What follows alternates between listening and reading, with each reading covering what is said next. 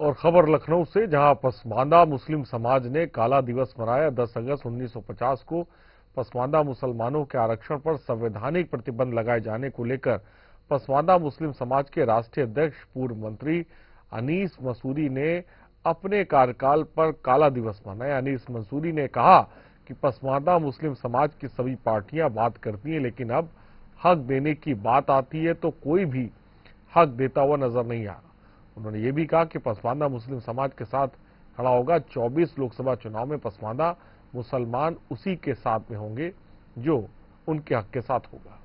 पसमानदा मुस्लिम समाज का आरक्षण खत्म कर दिया गया 1950 में, उसी को लेकर हमारे साथ बात करने के लिए मौजूद है अनीस मंसूरी जी। आज आप लोग विरोध प्रदर्शन कर रहे हैं जिस तरह से काली पट्टियां बांध के, तो कहीं ना कहीं ये प्रदर्शन किस लिए किया जा रहा है? उन्होंने दिया तो 10 अगस्त 1950 को कांग्रेसी सरकार ने इस पे एक मजहबी पाबंदी लगा दी, धार्मिक प्रतिबंध लगा दिया कि हम धर्म के आधार पे आरक्षण नहीं दे सकते, जबकि ये तर्कसंगत गलत था, ये कानूनी एतबार से भी गलत था, संविधान में इसकी कोई गुंजाइश नहीं।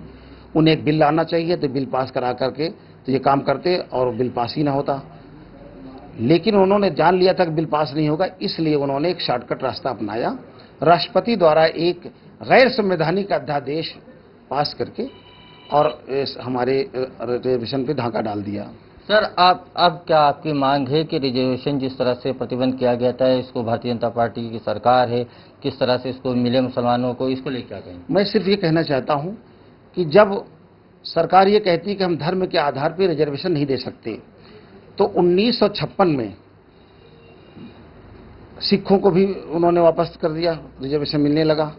1990 में बौद्धों को मिलने लगा, तो जब उनको मिलने लगा तो मुसलमान और ईसाइयों को क्यों नहीं दिया गया रिजर्वेशन?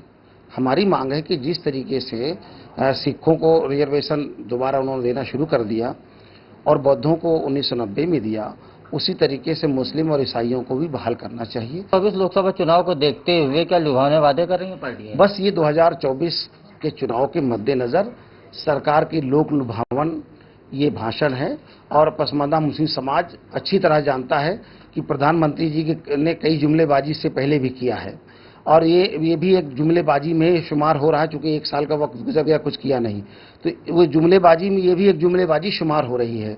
अब पसमानदा मुस्लिम समाज किसी भी कीमत में भारतीय जनता पार्टी के किसी भी लोक लुभावने भाषणों में फंसने वाला नहीं है। पसमानदा मुस्लिम समाज तब भारतीय जनता पार्टी के बारे में सोचेगा जब भारतीय जनता पार्टी उनको लाभ पहुंचाने का काम करेगी, उसके बाद पसमानदा मुस्लिम समाज उनके बारे में विचार करेगा।